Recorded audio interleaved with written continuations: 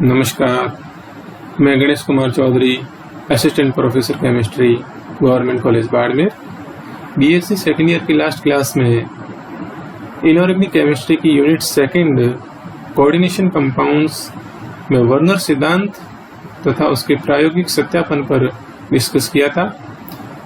आज की क्लास में इफेक्टिव एटॉमिक नंबर कंसेप्ट, प्रभावी परमाणु संख्या अवधारणा, लिगेंड और किलेशन यानी किलेटीकरण पर डिस्कस करूंगा, जिसमें फर्स्ट टॉपिक है प्रभावी परमाणु क्रमांक की अवधारणा, इफेक्टिव एटॉमिक नंबर कंसेप्ट, जिसको शॉर्ट में EAN कंसेप्ट भी कहते हैं। ये अवधारणा सिज्विक के द्वारा दी गई और सिज्विक ने बताया कि लिगेंड धातु आयन के मध्य उपसंयोजक बंध में लिगेंड परमाणु के एक इलेक्ट्रॉन युग्म के साथ धातु आयन भी साझा करता है। सिज्विक के अनुसार लिगेंड और धातु आयन के मध्य जो उपसंयोजक बंध बनता है, उस समय जो इलेक्ट्रॉन युग्म देता है यानी दाता होता है लिगेंड, लेकिन इसका साझेदारी है वो धातु आयन के साथ भी होती है और इस प्रकार उपसंयोजक बंधों के माध्यम से संक्रमण धातु उत्कृष्ट गैस का विन्यास प्राप्त कर लेते हैं। उत्कृष्ट गैस जो है, इनर्ट गैस कॉन्फ़िगरेशन एक स्टेबल कॉन्फ़िगरेशन है, स्थायी विन्यास है और सभी यहाँ पे जो संक्रमण धातु है वो स्थायी विन्यास प्राप्त करने के लिए उत्कृष्ट गैस विन्यास प्राप्त करते हैं, जिससे उन्होंने यानी सिज्विक ने प्रभावी परमाणु क्रमांक EAN नाम दिया।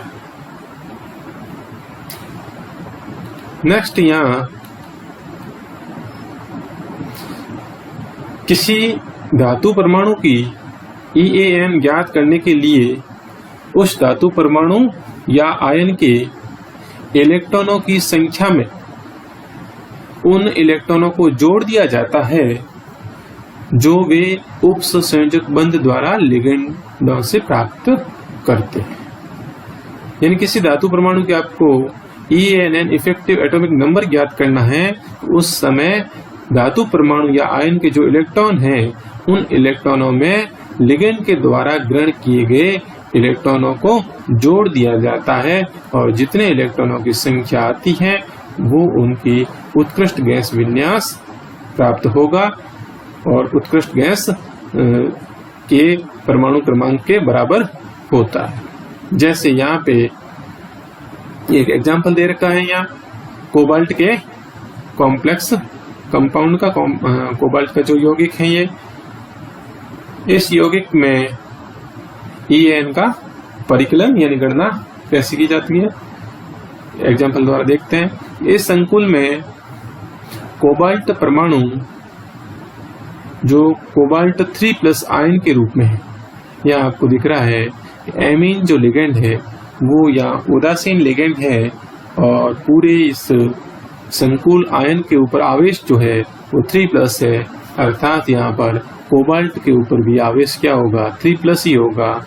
और ये जो कोबाल्ट 3+ है उसके इलेक्ट्रॉनों की गणना करनी है और जिसके लिए कोबाल्ट की परमाणु संख्या आपको पता है कितनी होती है, 27 और कोबाल्ट 3+ आयन में इलेक्ट्रॉनों की संख्या तो 27 - 3 हो जाएंगे, क्योंकि यहाँ पे 3 इलेक्ट्रॉन कम है या 3+ ऑक्सीडेशन स्टेट के अंदर है, तो 3 कम होकर के यहाँ इलेक्ट्रॉनों की संख्या 24 रह जाएगी।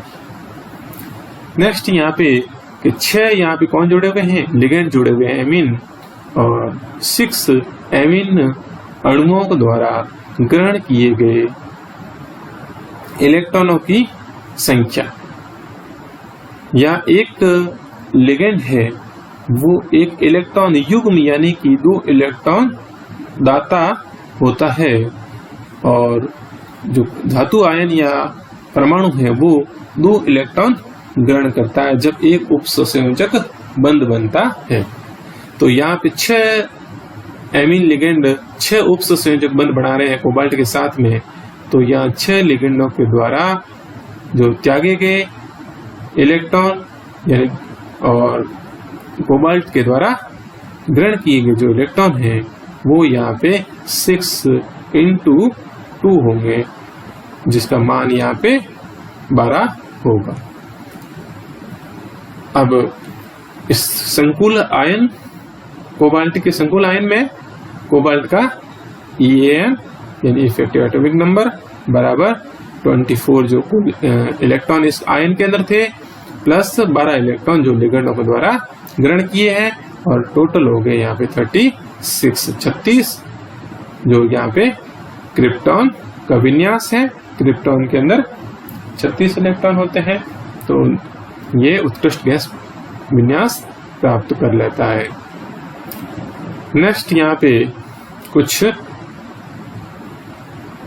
उदाहरण दे रखे हैं संकुल यौगिकों की और इस टेबल के अंदर, जिनके अंदर यहाँ पे उसके EAN ज्ञात किए हुए हैं।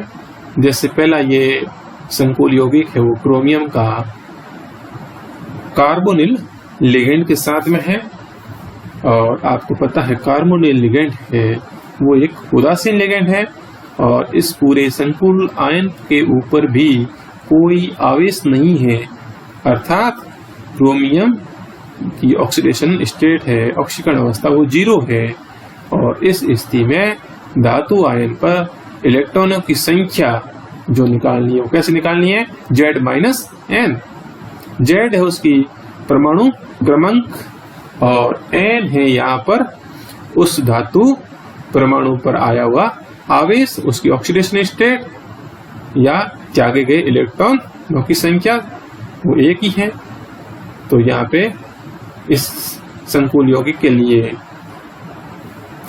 Z का मान यहाँ पे क्रोमियम के लिए है 24, क्रोमियम का परमाणु क्रमांक 24 होता है, माइनस यहाँ 0 है क्योंकि क्रोमियम की ऑक्सीडेशन स्टेट यहाँ पे 0 है, तो यहाँ 24 माइनस 0 बराबर 24 रह जाएंगे, यानी कि धातु आयन पर इलेक्ट्रॉनों की संख्या कितने हैं, 24 है। अब नेक्स्ट लिगेंडों से प्राप्त इलेक्ट्रॉनों की संख्या, तो यहाँ पे कितने लिगेंड है, लिगेंड यहाँ पे 6 लिगेंड है, और 6 लिगेंडों से इलेक्ट्रॉन कितने प्राप्त होंगे, एक लिगेंड से 2 इलेक्ट्रॉन प्राप्त हो रहे हैं, तो 6 लिगेंड से 12 इलेक्ट्रॉन प्राप्त होंगे। तो 12 लिगेंडों द्वारा प्राप्त इलेक्ट्रॉन और EAN ज्ञात करने के लिए धातु आयन के इलेक्ट्रॉन प्लस लिगेंड द्वारा ग्रहण किए गए electron 24 plus 12 is equal to 36, यानी किसका विन्यास प्राप्त हो गया, क्रिप्टॉन का विन्यास प्राप्त हो गया। नेक्स्ट यहाँ पे आयरन का कार्बोनिल के साथ में पेंटाकार्बोनिल आयरन, ये संकुल यौगिक, और इसके अंदर आप देखेंगे कि आयरन का परमाणु क्रमांक है वो 26 है, और इसके ऊपर भी कोई आवेश नहीं है, वही सेम लिगेंड है, और इस स्थिति के ऊपर N का मान यहाँ 0 होगा, तो 26 माइनस 0 इज इक्वल टू 26, यानी कि धातु पर इलेक्ट्रॉनों की संख्या है वो 26 ही होगी। और यहाँ पे लिगेंडों से प्राप्त इलेक्ट्रॉनों की संख्या, यहाँ पे लिगेंड कितने हैं, 5 हैं, तो एक लिगेंड से 2 इलेक्ट्रॉन प्राप्त हो रहे हैं, तो यहाँ 5 लिगेंडों से 10 इलेक्ट्रॉन प्राप्त होंगे।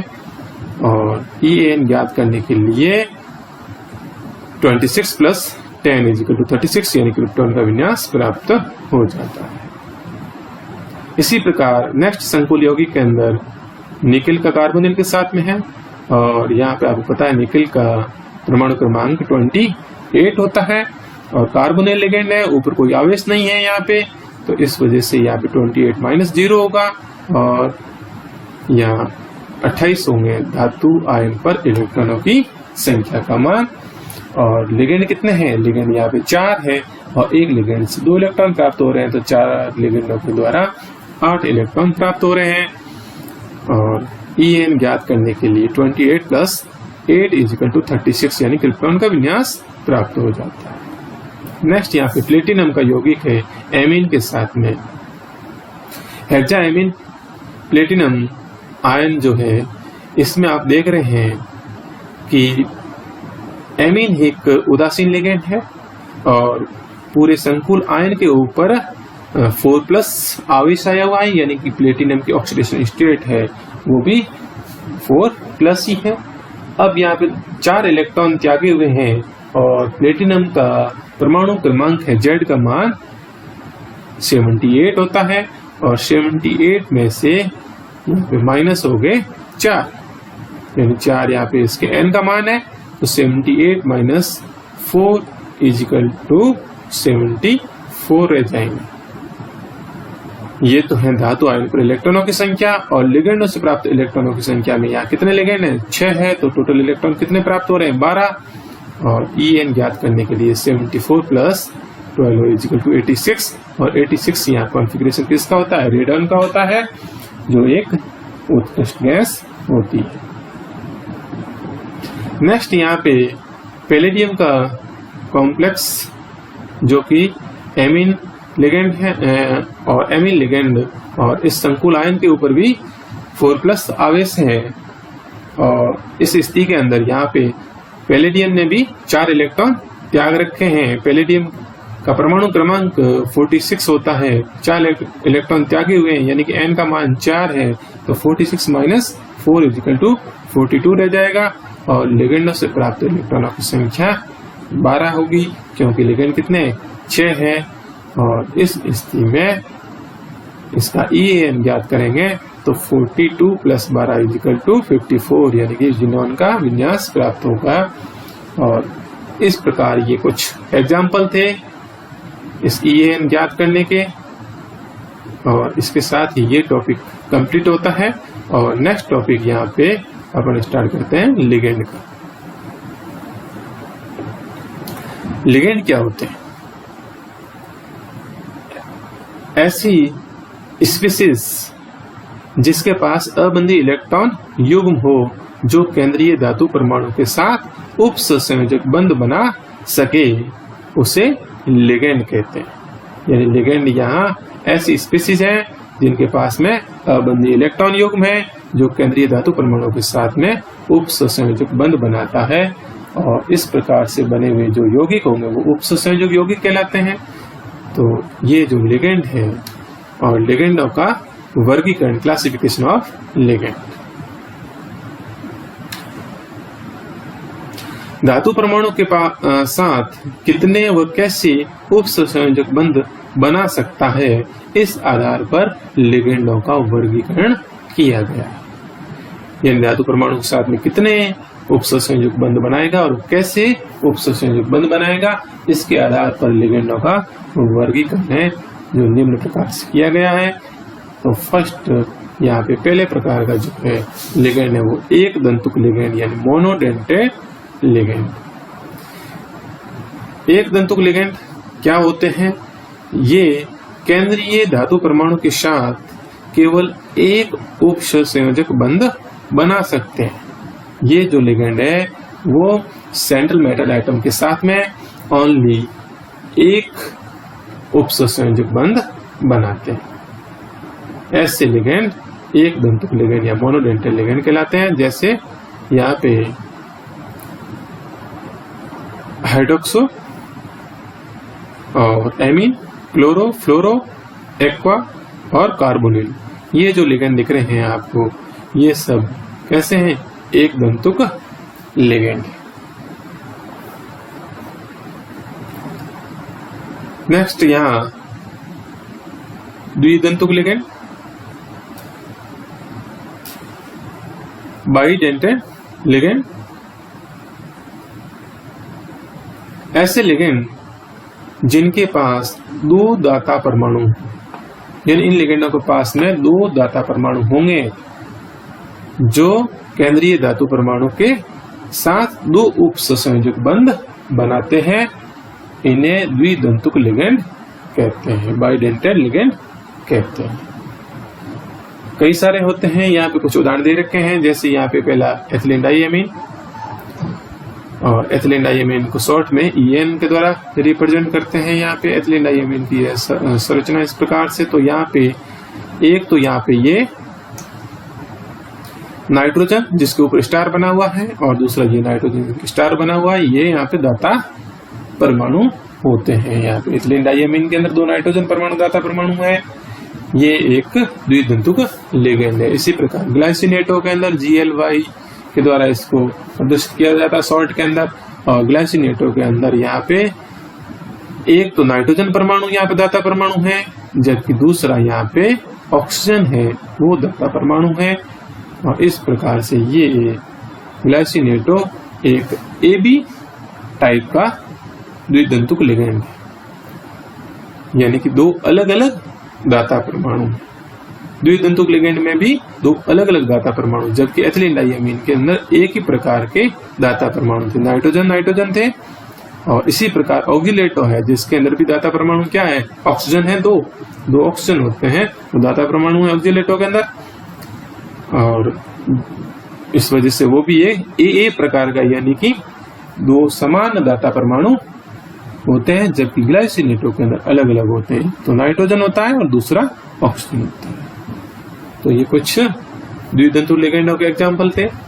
नेक्स्ट यहाँ पे बहुतंतुक लिगेंड, पॉलीडेंटेड लिगेंड, वे लिगेंड जिनके पास 2 से अधिक दाता परमाणु होते हैं, अर्थात 2 से अधिक उपसंयोजक बंध बनाते हैं, बहुतंतुक लिगेंड कहलाते हैं। बहुतंतुक या पॉलीडेंटेड लिगेंड वे होते हैं जिनके पास 2 से अधिक दाता परमाणु होंगे और वो केंद्रीय धातु परमाणु के साथ में 2 से अधिक उपसंयोजक बंध बनाते हैं। यहाँ पे एक उदाहरण दे रखा है, बहुत ही पॉपुलर है, यहाँ पे मोस्ट पॉपुलर एग्जांपल ADTA का, एथिलीन डाइअमीन टेट्राएसिटिक अम्ल, और ये एक हेक्साडेंटेड लिगेंड होता है। यहाँ पे आप देख रहे हैं ADTA के अंदर इथिलीन डाइअमीन, तो ये इथिलीन और डाइअमीन, एक इधर नाइट्रोजन एक इधर नाइट्रोजन, जो दाता परमाणु है, तो 2 तो नाइट्रोजन दाता परमाणु, एक तो ये रहा और दूसरा ये है, ये दोनों नाइट्रोजन परमाणु दाता परमाणु। और इस नाइट्रोजन से जुड़ा हुआ यहाँ पे CH2 एक और दूसरा CH2 इधर जुड़ा हुआ है, जिसको यहाँ पे कोष्टक में होल ट्वाइस मैंने कर दिया है। तो यहाँ पे 2 तो ये नाइट्रोजन परमाणु दाता परमाणु, और दूसरे यहाँ पे ये जो एक आपको दिख रहा है ऑक्सीजन जिसके ऊपर स्टार बना हुआ है, ये एक दाता परमाणु, लेकिन होल ट्वाइस से मतलब यहाँ पे 2 दाता परमाणु हो गए, ऑक्सीजन एक और दूसरा होल ट्वाइस की वजह से दूसरा। इसी प्रकार इधर भी आप देख रहे हैं होल ट्वाइस है और यहाँ पे भी ऑक्सीजन के 2 दाता परमाणु, इस प्रकार से 2 इधर के और 2 इधर के, टोटल 4 तो ऑक्सीजन दाता परमाणु होंगे और 2 नाइट्रोजन दाता परमाणु होंगे, और कुल 6 दाता परमाणु होंगे, और ये केंद्रीय धातु परमाणु के साथ में 6 उपसंयोजक बंध बनाता है। इस वजह से ये हेक्साडेंटेड लिगेंड कहलाता है, और बहुत ही महत्वपूर्ण है, जिसकी विस्तृत संरचना अपन है वो कॉम्प्लेक्सोमेट्रिक टाइटेशन, संकुल मितीय अनुमापन का जो टॉपिक है उसमें देखेंगे। नेक्स्ट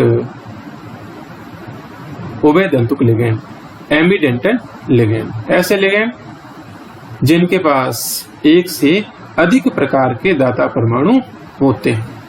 यहाँ ये ध्यान रखने वाले बात है कि इन लिगेंडों के पास में 1 से अधिक प्रकार के दाता परमाणु होते हैं, लेकिन संकुल बनाते समय जब कॉम्प्लेक्स बनता है उस समय केंद्रीय धातु परमाणु से केवल एक दाता परमाणु ही जुड़ा रहता है।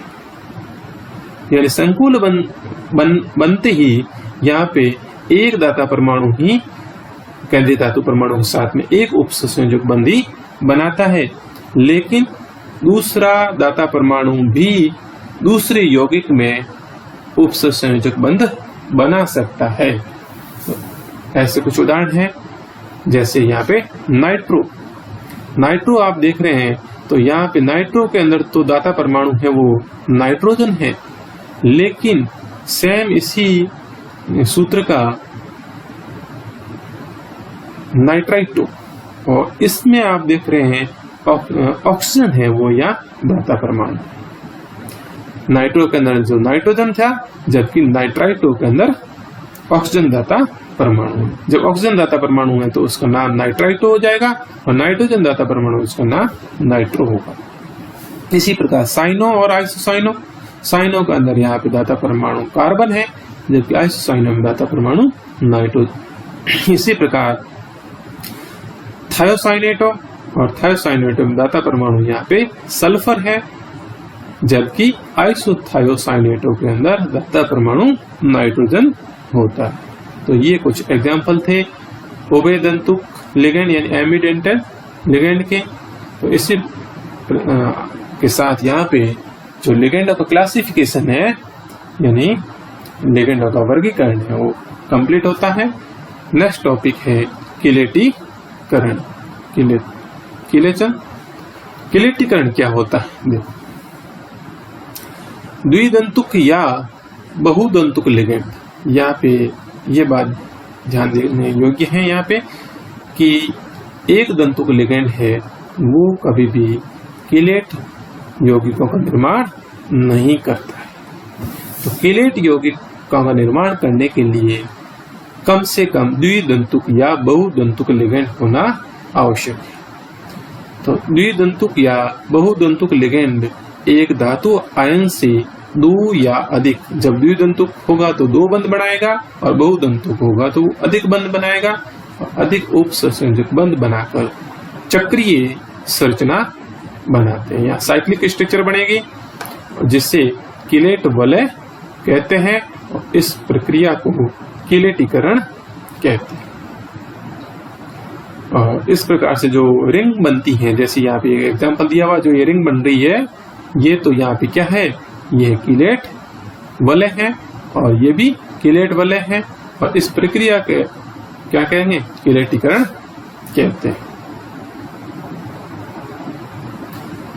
जैसे ये उदाहरण के अंदर एग्जांपल में देख रहे हैं यहाँ पे ये है डाई एथिलीन ट्राई एमीन का लिगेंड है, जिसके अंदर दाता परमाणु यहाँ पे आपको दिख रहे हैं तीन है। एक तो यहाँ पे नाइट्रोजन ये वाला, दूसरा नाइट्रोजन ये वाला और तीसरा नाइट्रोजन ये वाला, जिसके ऊपर आपको लॉन पेयर दिखाई दे रहे हैं। वो तीनों यहाँ पे दाता परमाणु है। तो ये बहुदंतुक लिगेंड है और ये जब सेंट्रल मेटल एटम केंद्रीय धातु परमाणु के साथ में बंध बनाता है, तो आप इस संरचना में देख रहे हैं यहाँ पे किस प्रकार ये नाइट्रोजन एक यहाँ पे उपसंयोजक बंध इधर से बना, एक नाइट्रोजन है जो एक सिरा दूसरा सिरा जो यहाँ पे बॉन्ड बनाया और बीच वाला जो ये वाला नाइट्रोजन है इसने यहाँ से बॉन्ड बनाया, बीच वाले नाइट्रोजन से यहाँ से और सिरे वाले ने यहाँ से। इस प्रकार से यहाँ एक तो वलय इधर बन गई और एक वलय इधर बन गई, दो रिंग बन जाती है। और ये कैसी रिंग होती है, किलेट रिंग कहलाती है। किलेट यौगिक अन्य दूसरे यौगिकों से अधिक स्थायी होते हैं। जो सामान्य दूसरे यौगिक हैं, जो किलेट नहीं है, सामान्य दूसरे संकुल यौगिक है, उनकी तुलना में जो किलेट यौगिक है वो अधिक स्थायी होते हैं, क्योंकि किलेट यौगिक बनने की प्रक्रिया में एंट्रोपी परिवर्तन है वो कैसा होता है, धनात्मक होता है, अर्थात एंट्रोपी में वृद्धि होती है। और इस प्रकार से जो बने हुए यौगिक है किलेट यौगिक वो स्थायी यौगिक होते हैं। कुछ यहाँ पे जैसे एक एग्जांपल दिख रहा है, एक केंद्रीय धातु परमाणु के साथ में मोनोडेंटेड लिगेंड है, जो 6 लिगेंड जुड़े हुए हैं, ऑक्टाहाइड्रल कॉम्प्लेक्स बना हुआ है, अष्टफलकीय संकुल बना हुआ है इस प्रकार से, जिसमें लिगेंड कैसे हैं, L6 का मतलब है लिगेंड है और लिगेंड कितने 6 है और कैसे हैं, मोनोडेंटेड लिगेंड है, एक दंतुक लिगेंड। और इस संकुल की रिएक्शन यहाँ पे किससे हो रही है, इथिलीन डाइअमीन से हो रही है और इथिलीन डाइअमीन एक द्विदंतुक लिगेंड है। और कितने हैं, 3 यहाँ पे इथिलीन डाइअमीन है और एक इथिलीन डाइअमीन है वो 2 उपसंयोजक बंध बनाता है और यहाँ पे 3 इथिलीन डाइअमीन है तो वो 6 उपसंयोजक बंध बना देंगे, अर्थात ये लिगेंड के साथ में 6 बंध बना सकते हैं। तो यहाँ पे क्या होता है कि केंद्रीय धातु परमाणु के जो 6 मोनोडेंटेड लिगेंड है उनको रिप्लेस करके यहाँ पे 3 ये इथिलीन डाइअमीन के लिगेंड है जो बाइडेंटेड लिगेंड है वो जुड़ जाते हैं और इस प्रकार से जो 6 है एक तंतुक लिगेंड अलग हो जाते हैं और ये एक किलेट यौगिक बनता है। और यहाँ पे आप देख रहे हैं इसमें 3 वलय होगी, क्योंकि यहाँ पे 3 एथिलीन डाइअमीन है। इस प्रकार से एक ये संकुल यौगिक बनेगा जिसमें वलय होगी, रिंग होगी, वो 3 होगी। अब यहाँ पे देख रहे हैं यहाँ पे कि जो अभी कारक है रिएक्टेंट, उसमें आपको दिख रहा है एक आयन, तो यहाँ पे एक जो भी यहाँ पे संकुल यौगिक है उसका अणु है और 3 यहाँ पे एथिलीन डाइअमीन के अणु है, यानी कि लिगेंड के अणु है। टोटल यहाँ पे 1 + 3 = 4 अणु होंगे यहाँ पे मॉलिक्यूल। जबकि इसके अंदर आप देख रहे हैं जो प्रोडक्ट है उत्पाद में आपको दिख रहा है एक तो यहाँ पे संकुल यौगिक का अणु होगा और 6 यहाँ पे एक तंतुक लिगेंड के अणु होंगे। तो कुल मॉलिक्यूल्स की संख्या यहाँ पे 1 + 6 = 7 हो जाएगी, यानी कि मॉलिक्यूल क्या हो गए, बढ़ गए हैं। तो एंट्रोपी परिवर्तन जो है वो यहाँ पे एंट्रोपी किसकी, प्रोडक्ट की माइनस एंट्रोपी रिएक्टेंट की, और यहाँ पे इनकी प्रोडक्ट की अणुओं की संख्या माइनस रिएक्टेंट के अणुओं की संख्या, तो 7 - 4 = 3 आ जाएगा। यानी कि एंट्रोपी परिवर्तन क्या हुआ, एक तरह से धनात्मक हुआ। तो यानी कि अव्यवस्था में एक तरह से वृद्धि हुई है, अणुओं की संख्या में वृद्धि हुई है। एंट्रोपी परिवर्तन धनात्मक होता है किलेट कंपाउंड बनते समय, और इस प्रकार से किलेट यौगिक वो अन्य यौगिकों की तुलना में अधिक स्थायी होते हैं। ये तो आज की क्लास के अंदर टॉपिक जिसके ऊपर हमने डिस्कस किया। Thank you.